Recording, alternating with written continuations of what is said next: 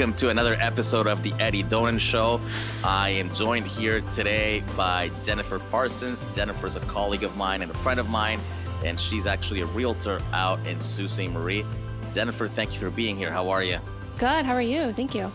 Yeah, I'm doing great. I was just trying to provide some good content for buyers out there today, investors out there, because I think they're going to find a lot of good stuff in here. Absolutely. Jennifer, tell me a little bit about yourself before we get started. So I'm born and raised in the Sioux. Cool. Haven't really left. I started real estate in December of 2019, just before the world shut down.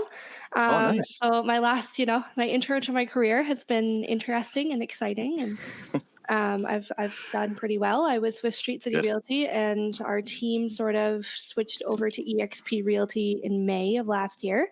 Oh, nice. So EXP has been really great for us. It kind of just made sense, the whole model of it. Right. And we've just been trying to pound the pavement and grow our brokerage a little bit locally in the Sioux. And all of our agents so far are doing very well. Yeah, it's definitely a good market right now, because I find that when the market's too hot, it's hard to start, and when it's very, very slow, it's also difficult as well, right? Yes, for newer it's agents. daunting for sure. Yeah, I think it's a nice balanced market. It's always good. It'll teach you the fundamentals. And what were you doing before 2019, Jennifer? What was your career path? So I was finishing up my degree from Nipissing University, and I was working full time for a provincial non-for-profit called Contact North. Okay. And it's based in the education sector. So my role, I oversaw the Oklahoma region. So I oversaw some online learning centers and some staff members. And basically my whole mandate was to connect rural people, so potential students, mature students and people on reserves, Right. and connect them with some online education options from high school to university. That's cool. Yeah. Cool. And why real estate? Like, how did that come across? How did you decide to become a realtor? It was kind of, I don't know. It was just like one day I was just decided that it'd be something that I think I had a lot of transferable skills. Yeah. My degree is in business commerce. Right. So, I made an appointment with Gene Morrison, who was the managing broker at Street City Realty at the time. And it was the only brokerage that kind of seemed to align with my personality at the time. And I sat down with her, and the rest was history that day. Well, that's pretty cool. Yeah. That's pretty cool. Yeah. For me, it was I wasn't thinking of becoming a realtor. I was in university. I've been doing this for 15 years. Might have told you before. And it was kind of similar. One day I happened to meet a real estate agent that was a client of mine, a customer of mine. Back then I was working retail, and he just came in and bought all these clothes off me. And it just, sparked the idea of real estate. And I thought it'd be cool. I didn't know what it entailed back then. When you're really young, sometimes you have no idea what you're getting yourself into, right? But here we are now. Yeah, awesome. You kind of just got to dive in and do it. So Jennifer, aside from starting your business in real estate right before the world shut down during the pandemic, what would you say have been the other challenges that you face as a newer realtor? Definitely just the whole idea of being self-employed and managing your time properly. It's really, really easy in our industry to get burnt out, right? 100%. And understanding that like not everything is an emergency. And you're allowed to you don't have to work 24/7, literally. And so just, when I first started, I was very much no, at 2:00 in the morning, if my client needs me, I'll respond. No. And you take pride into that, right? They took pride back then in doing that. Absolutely. Yeah, and then you realize hey, we're people too. And kind of just managing the time and learning how I want to run my own business has probably been the biggest challenges, honestly. And you know what? At least for me, those clients that want me at 2 a.m, they're not the right clients. I don't want to be. No, exactly. Exactly. You know what I mean?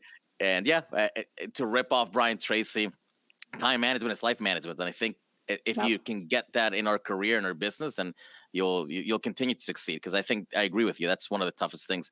We're self-employed. We can do whatever we want. There's nobody telling us, hey, you got to come here and make calls or do videos. We can do whatever we want. And, we face the results. We face the music ourselves. Yes, exactly. And taking accountability, personal accountability is such 100%. A big thing when you work for yourself. Let me ask you something, Jennifer. Are you part of any coaching programs, or are you on your own right now? Just on my own. That's cool. That's I good. actually You're want driven. to the next part of my next kind of stage, I guess, in my business. I want to, I haven't been a real estate agent for very long, Mhm. but I've been quite successful, and I've gained a lot of experience in Of multiple course. avenues in real estate since I've started. So I'm kind of at the point now where I would love to like bring on like a junior agent or somebody like brand new to the industry, and take them under Right. my wing and step more into that like mentorship role myself. Good. Yeah, that'd Yeah. be interesting. For sure. It's always rewarding, especially if you like that. If you want to have somebody that you want to mentor and you want to show them the Hmm. ropes, it's always rewarding. Well, I want to give a little bit of a background story for my viewers here of how we know each other.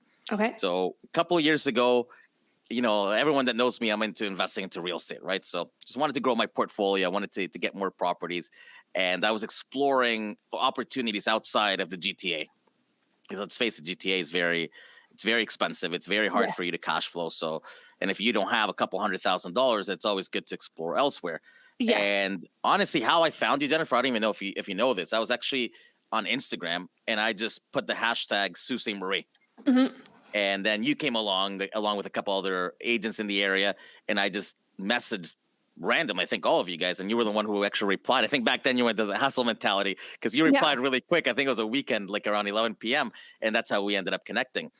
And the reason why I'm mentioning all of this is for those watching is that I actually ended up purchasing a property with you. Hmm. So Jennifer is my agent. So that's kind of how we connected. And Yes. the main reason why I chose the Sioux is because I wanted to get an investment. I don't want to say it, but it's something cheap that Hmm. would carry well and it had a good growth potential. Yes, absolutely.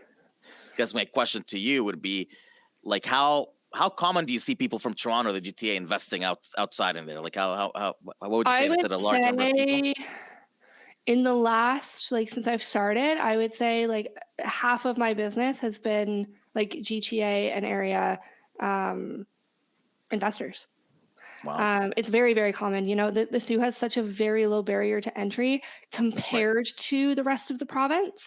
And I think the Sioux, we're experiencing something similar to like what the East Coast has been experiencing over the last 2 years, right? People are sort of migrating outside of the really big metropolitan centers. Right. Um, and it's definitely helped our growth in the Sioux. And if you're born and raised here, it's been Hmm. frustrating for people, I guess, because it's obviously, supply and demand, economics 101. It's obviously increased the average price of our houses. So it's been frustrating for people born and raised here. But honestly, if you have a big picture outlook on life, Right. it's a really exciting thing to see. It's growth. It's change, Yeah. right? And sometimes smaller cities, as you said, it's difficult for somebody who's been living there forever, but Yes. change comes to everyone in every city. Yep. What would you say is the reason that people are attracted so much to Sault Ste. Marie? Like, what's so great about it? I mean, besides the fact that you can own a house and retire at Yep. some point in your life is a really big attraction. And I also think it's just the way of life up here. It's like Sault Ste. Marie itself, like 75,000 people, which compared to Right. the GTA is like pennies in a bucket, really. Right. But we have all the amenities of a city. Hmm. But you drive 10, 15 minutes outside of like the city limits and you're on Lake Huron or Lake Superior. We're like about an hour away from like a national park. It's just a slower way of life. It's more affordable. And if you're into sort of the outdoors, or if you're interested in exploring what like being outdoorsy looks like, the Sioux is a fantastic place to start.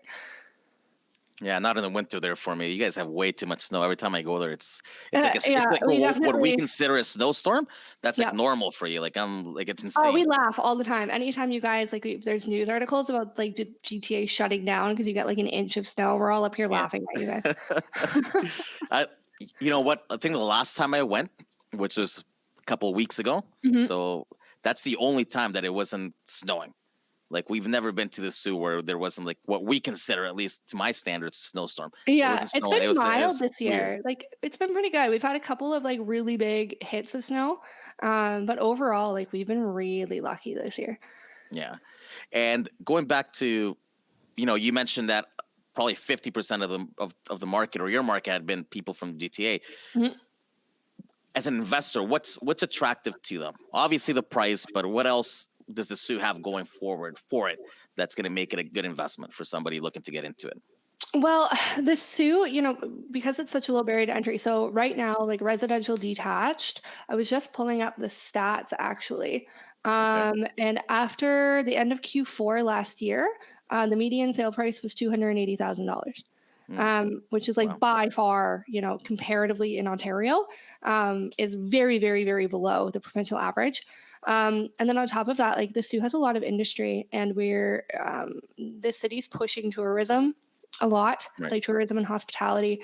We have Algoma Steel that's generating record profits. We have Tenaris that just moved their headquarters up to Sault Ste. Marie.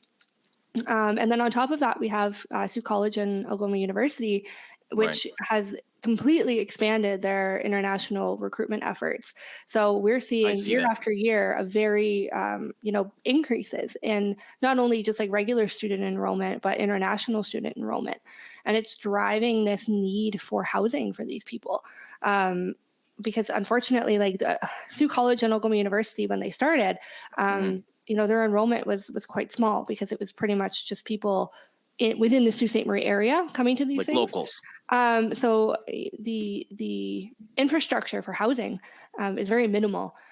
So there's an intense need for safe student rentals, and that's definitely driving. So you have the students that are driving the rental market on top of just like your average person that is looking to rent a place to live in.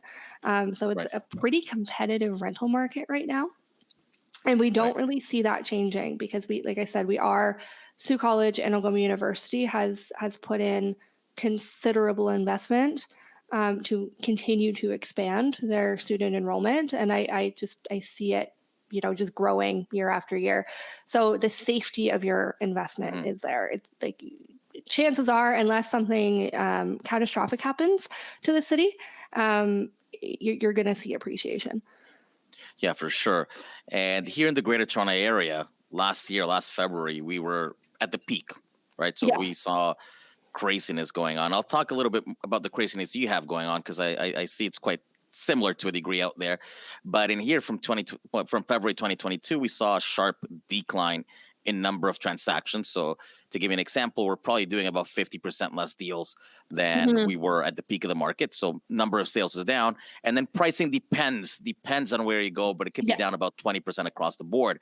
Did you guys experience something similar due to the interest rates or no? No, actually. So median sales price I just mentioned, Q4 2022, when like interest rates were, sort of nearing the highest they were in a couple of years, so 280, compared to Q4 of 2021, which was 260,000. Right. Wow. So our median prices are actually increasing. Hmm. And again, we still see, because even though in the GTA area, there's, prices have sort of started to level out or come down a little bit, again, depending Right. on the area, of course, Yeah. it's still really, really, really inaccessible to a lot of people, including investors, including first time It home is. buyers, including people who are just, tapped out. They can't borrow equity anymore. So, we are seeing a lot of people that are like, you know what, I'm going to find a job up north, I'm going to sell my house, and I'm going to live something a little bit more affordable. It's adventurous for sure. I can't imagine living, leaving the GTA to live in Sioux, but for sure. So you see a lot of people relocating as well. So when you say Yes. Yep. 50% is not only investors, it's people actually moving up there. Correct. Yeah, I've dealt with Wow. last year. In the last couple of years, I've had a couple of first time home buyers that born and raised in the GTA that decided to start their life up here for the same Yeah. reasons I just mentioned. Right? It's more affordable. There's the things that they were able to purchase. Never in a million years would they have been able to purchase something similar in the No. GTA. And to give you a perspective why I decided to invest there, it's just the rents. It's Hmm. completely different, right? You can purchase a property out there, a detached property for $300,000 that would be worth here in any pocket of the GTA upwards to $1 million. Oh Right? I'm yeah. not talking prime Toronto, I'm talking GTA, so the outskirts. And in here, maybe you could rent that out for $3,500, Hmm. right?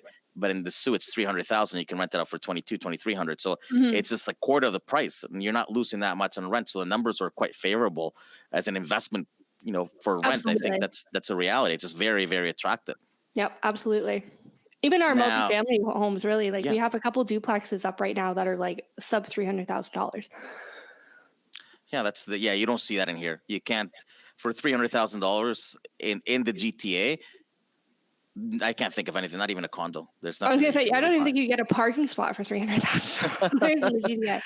No, it's just very expensive. And you're correct. Even after the price adjustment, it's still very, very hard for people to get into the market. Yeah, And even if it was to drop another 10, 20%, which I don't know if it will, if it ever will, it's still going to be expensive. yeah, And for investors that they need to come up with 20%, which is the majority of my market, it just makes it difficult. And that's why I wanted to do this, because I think hmm I always say the majority of people always think of investing. You have to be investing in the GTA, right? Toronto, they'll go east as far as Oshawa, they'll go west as far as Hamilton, but they think that they need to be here in order for them to be successful. And I think that personally, I know a lot of investors that they're trying to get their first property, but they only have like $50,000-$60,000 saved up as a down payment. Where are they yeah, going to buy? You can't get that in here because you need 20% down to buy a rental property. yeah, So there's nowhere that they can really invest. And if they go back to saving, it's going to be they're going to lose the race. The more you save, the more the property goes up, and you're not going to get able to catch up. So I think that's why places like Sault Ste. Marie are an excellent option for people to build equity. absolutely, absolutely. And it's yeah, you know what? I mean, historically speaking, in any terms of investment, like real estate's always historically been like your safest bet, and you're almost like guaranteed returns, right? Again, Yep. unless there's always nuances, there's always outliers to that, which is why location is always really important. Right. As we know, like location is the most important aspect of real estate. Yeah, for sure. But I mean, the Sioux, it's a great place to retire, to live, to work, and to invest. And I think like all of those things just make it a really strong buy. Yeah, for sure. And for people that are watching right now in the GTA and they're thinking, well, you know what, maybe I'll check out an investment property there. I think the major concern people have, and it crossed my mind when I bought in there as well, was like, how am I going to manage this? I'm 7 hours away, right? Mhm. How do I deal if I have an issue with it, or what's going to happen if I have to go to the house? Like, what do you tell your clients that are investing? What's your advice for them?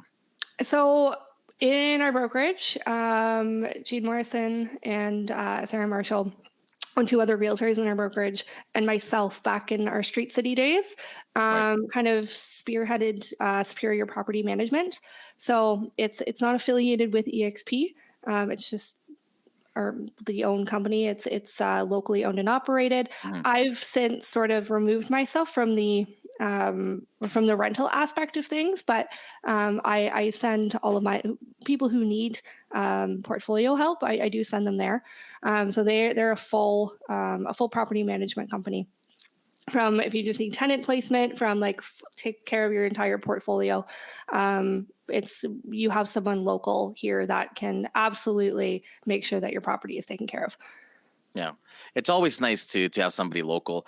I Yeah. honestly find, Jennifer, like I don't know if you feel the same way. If you do a very good job at the screening process with the tenant and you set Mhm. expectations, I've never had an issue No, being the that's the right? biggest thing, right? It's Yeah, it's making sure that you have a solid tenant. And I mean, correct, there's always risk, right? Like there's 100%. usually sometimes things fall through the cracks, and Yep. tenants on paper may not be what is actually presented in real life.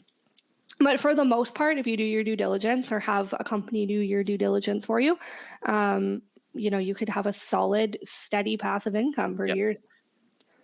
Yeah, that's what I find. I find it's all about managing expectations. Mhm. You know, half the time the tenant, if there's a repair, they can call somebody local, or they call you, for example, or a Yeah. property management company, get a number from somebody. So I think the fear of the distance is sometimes just a fear, because I have properties that are within the GTA as well, and I've never been to them. I never had to go there. If there's a Yeah. problem, I'm not an electrician, I'm not a plumber. I really don't need to go there. I send a professional, take Exactly. pictures, and fix it if it needs to be fixed. Yeah. So there's no Exactly. need for me to drive up there, right? Either. And I've so far, knock on wood, I've been fortunate not to have to face that. Yeah. But No. I think Exactly. that stops a lot of people, right? It's like they feel like, well, it's a good investment. The numbers add up. An investment in the Mhm. Sioux, the numbers add up, right? There's positive cash flow, even with the interest rates right now. The pricing's low, Mhm. and I'll ask you later on, but apparently there's been price growth as well, right? So you're hitting all three as an investor, Yes. but you might be probably thinking, hey, the distance might be a little bit too much for me to handle. Yeah, and you know what? Like if you can align yourself with a good property management company, or I mean, you don't even need a company. If you find somebody that will just manage your properties like kind of exclusively for you, Right. um, I mean, what who doesn't want to just like sit back and have zero effort and just get income on a monthly Yeah. basis, right? No, That's kind of definitely. the goal. So it's nerve wracking for sure, but like once you kind of get into it and you align yourself with people that you trust, I mean, really, it's a no brainer. Right. And Jennifer, because you hear that's something I hear all the time as well. What has been the price growth out there? Because you hear like, well, yeah, it makes sense on paper, but pricing doesn't go up in there. Like, I'm not going to get appreciation. What would you say to people that say that? I would say you're reading the wrong numbers. So I have had those conversations with Southern Ontario real investors Right. where they're looking at Ontario statistics, Right. right? And I always say Northern Ontario cannot be lumped in with the rest of Ontario because we're just Mhm. different. We Mhm. don't have the same. We're just like completely different economies, really. Right. Um, so I would say that you just have to, drill down and really do your research a little bit more. But Q4 2022 over 2021 was a 24% increase, Wow. and that was after interest rates went up, That's massive. And how right? about somebody, not to put you in the spot in here, but let's say if we look 10 years back, to say you mentioned right now the median price is 280, you said 270 ish, 280, give or take 280. 280. So if I Yeah. was to look at that same figure, not an exact number, but roughly off the top of your head, what would it look like 10 years ago? Oh, like low 100s. Insane. So, Yeah. we always say in here in the GTA, real estate doubles in value every 10 Yeah. years. So in there, it's doubled in value. So I would have been able For to go pick sure. up a And property there for about a hundred like thousand. COVID, like we were stagnant for a really, really long time. Right. COVID has definitely sort of like just unleashed the hounds, and people know what the Sioux is now. I Right. remember when I was younger going down to Toronto, and people, oh, where are you from? Sault Ste. Marie. Where? Like where? And people just had no idea like that Northern Ontario was even a place on the map. And now we Wait, have a lot of people just not even just coming up here to like invest or to live, but to visit too. So I So always knew the Sioux because when I came to Canada, I would always watch the Weather Network, and I would always see that it was cold AF in there. You know what I mean? yeah, Like that's how I knew. But I never knew you'd pronounce it Sioux. I would say like Sault Ste. Mary, right? all the That's what I time. right. Telemarketers. Oh yeah. Yeah, Sault Ste. Mary. I didn't know it was the Sioux. Right now, I feel kind of cool just saying the Sioux, The but that's what Sioux, that's what yeah. I thought it was like, the Sault Ste. Mary. So there's definitely been growth, appreciation, and from what you're Absolutely. seeing right now, well, from what I experienced as well when I was in the market, if you remember, is that the inventory was pretty low. Like there's not a lot of houses that are for sale in the price point, at least that I wanted. No. And that's still pretty much like that's still the same, at least right now. Our spring market has definitely taken a little while longer Mm-hmm. than it has in the last couple of years to take off. Mm-hmm. Um, So as like a comparison, so I mean Q4 is always a little bit slower Right. in general, but 2022 was 256 residential sales. Now this is Right. like in the Sault Ste. Marie Real Estate Board, so it encompasses a couple of other communities, but the Sioux really is like the largest portion of it. Right. And then Q4 of 2021 sold 334. Um, so Mm-hmm. we're experiencing something similar to the GTA where there's less sales. But again, supply and demand. There's more people wanting to buy up here because it's still affordable and it's driving the prices. So Jennifer, you would say that you had less sales because there was less inventory, or because people are kind of just waiting and seeing what happens with the There market? was both. So less Mhm. inventory, during COVID when interest rates were like 2% or lower, Yeah. people were considering a little more heavily, downsizing their homes or moving on. And now people are kind of hanging tight a little while longer until they see sort of what happens with interest rates. Um, so we're experiencing, just less movement in general, Right. less turnover of houses, and we're not like the Sioux's not the same as the GTA where we don't have a bunch of like new construction happening all the time. Most of our sales are resale homes, Yeah, I not noticed new that. That's development. yeah. hmm I just thought I hadn't gone to like the, yeah, I guess we call it here the new part of town, but I didn't see a lot of houses coming up. There's not a lot of construction going there. No, and usually when they do, when there are new developments happening, a portion of them will get put on the MLS, but for the most part, like they're already they're already sold, like before Really? they're even erected. Yeah.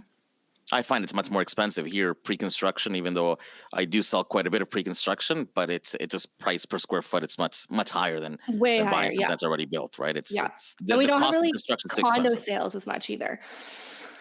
Yeah, I didn't We see have, any like when I drive by the waterfront, I know you have condominiums, but I don't see Mhm.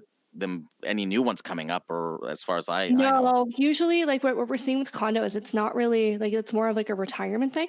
Right, We don't have like new professionals necessarily. Like there's always again there's outliers, but for the most part, the people inhabiting them are like retirees. So they right. just takes a lot longer for them to turn over.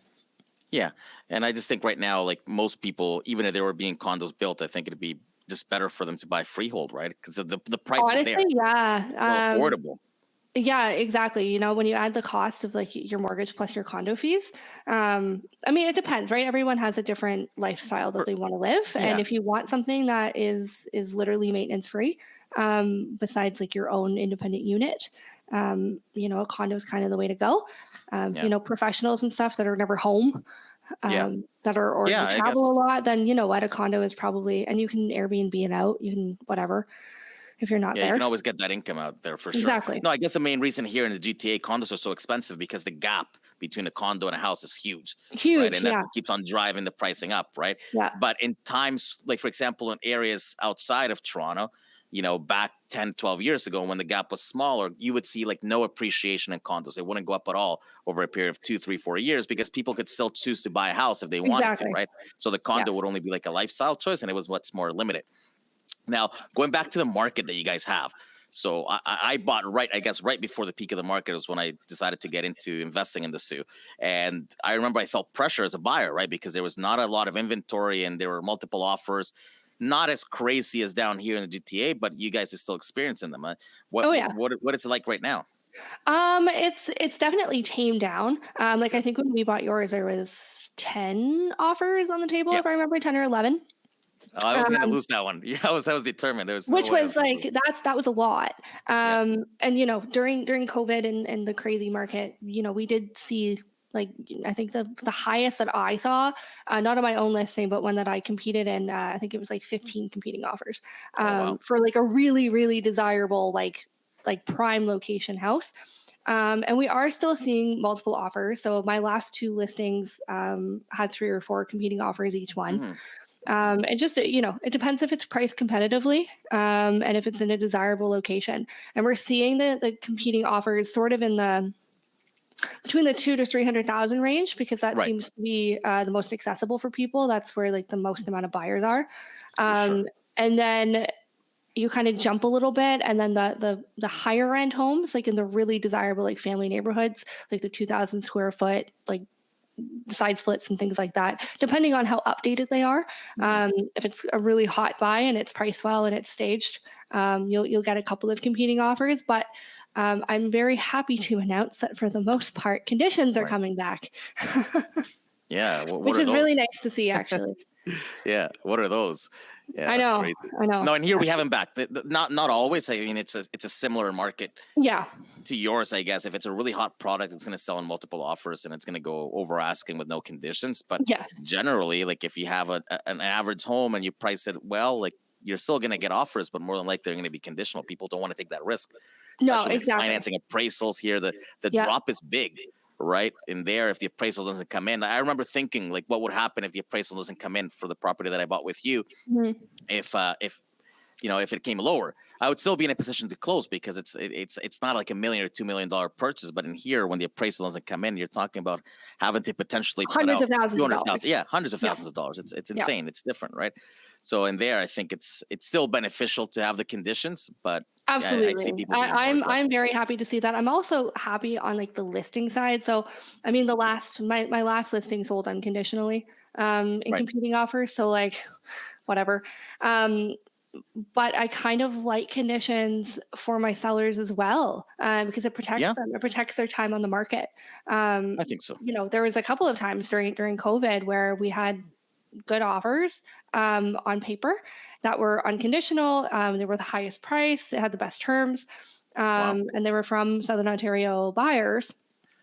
And then you know, it would the closing would be like a couple months out, Uh-huh.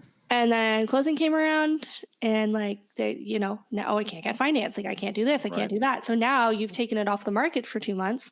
A Right. lot as we've seen, a lot A can lot happen to can the real happen. estate market in 2 100%. months. So I kind of like conditions in the sense, like even just short ones, just really Yep. short ones, just to make sure that it's solid and it's good. Um, I mean, it depends on the house and the deal, obviously, but I'm very happy to see conditions come back for all of my clients. Yeah, I think so. You know what? Same in here. If I can put a condition and a deal, I'll And home always do it. inspection. Oh, It's I'm just so happy we yeah, can get home inspections again. yeah, 100%. That's the worst when you're buying a property that's older and you just can't get in there. Yeah. It's just like to see it properly with a home inspector. It's just you're taking a risk. It's a gamble. Hopefully Oh, it pays huge. off. Yep. Most of the time you'll be okay, but if you get caught, you get caught big time. Yep. Let me ask you something about the buyers right now. Okay. So let's say out of these 4 offers that you're seeing on a particular listing, would you say that half and half are Toronto buyers and half would be locals, or what does that look like right now, the landscape?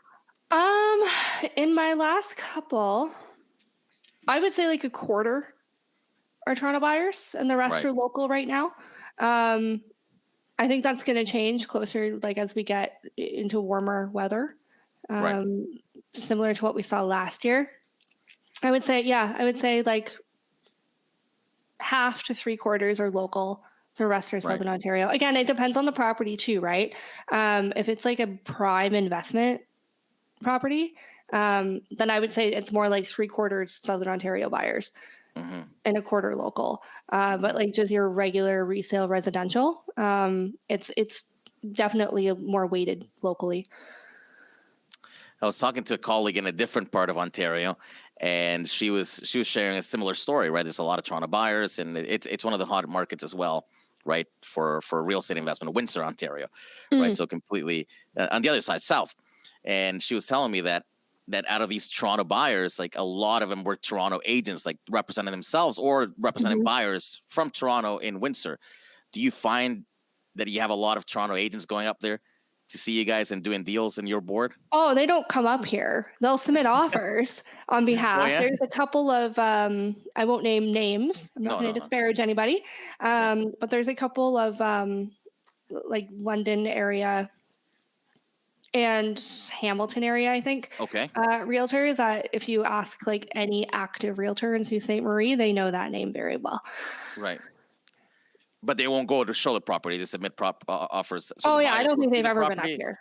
I don't So think the they've ever buyers been don't up here. see it, or they kind of call the local agent, go take a tour, and Oh, they're then usually honestly sight unseen, sign like and see. probably for hold codes for their clients, those types of things. But there's most real estate agents that are from Southern Ontario that are submitting offers on behalf of their client.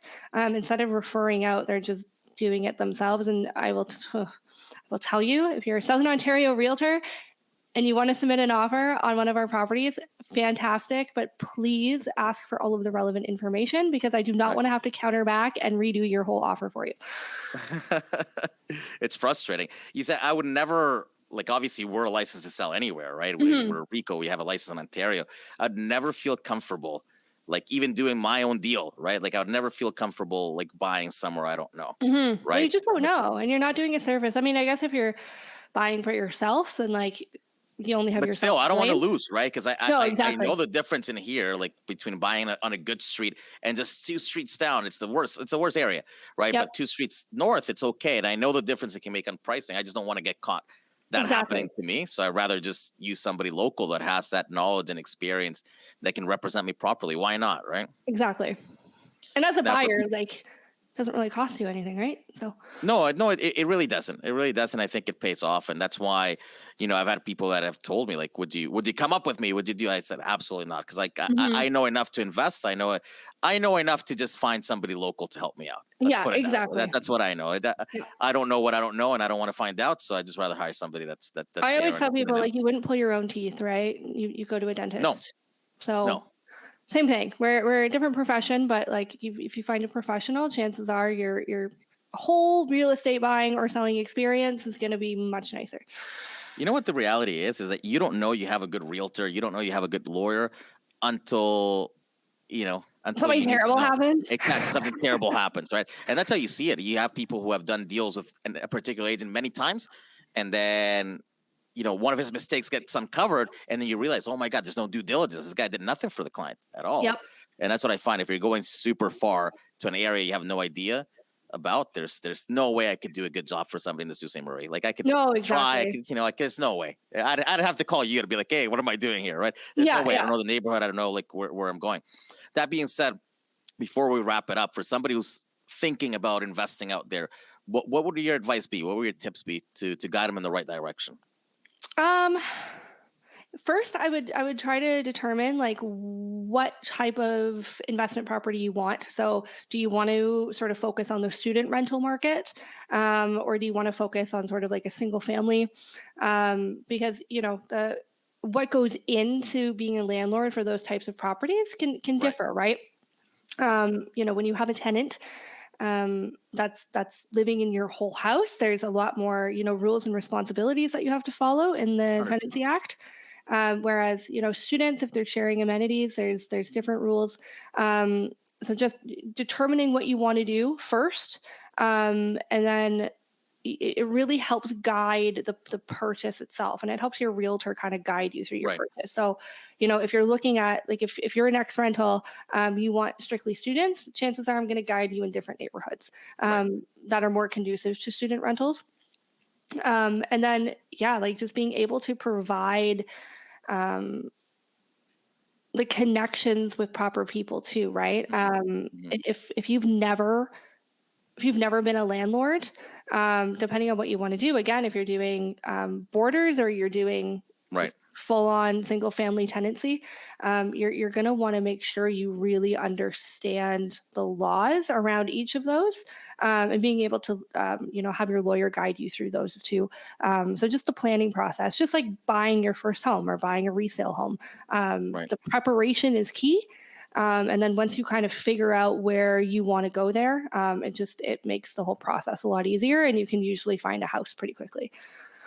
Yeah, I think so. I think there's really good opportunities, especially for investors that are watching this that, are thinking of getting into somewhere single family residential for 250, 300. It's incredible. You're not going to find that anywhere else in Ontario, with a good rental market too, because I know it's quite easy to rent out there. It has a lot of opportunities for sure. Yes, there's a lot of people looking to rent places. So again, just the preparation is key. Understanding exactly, because people can look at it as a first-time investor and look at real estate investing as this very easy, lucrative thing because so many people do it and it's all over social media. But cool. There's a lot of risk involved. It's not 100%. It's not as simple. So just making sure you understand fully what it is you're getting yourself into, making sure you have cash reserves in case there's repairs that are needed, because houses are houses and things happen all the time. And just making sure you're properly planned and normally I think that's great advice. Yeah, that's great advice. Jennifer, it has been a pleasure, and I hope the people watching got a lot of value out of it, a lot of good information there about Sault Ste. Marie. And thank you so much for doing this. I really appreciate it. Yeah, no problem. Thank you so much. Awesome. Take care. Bye.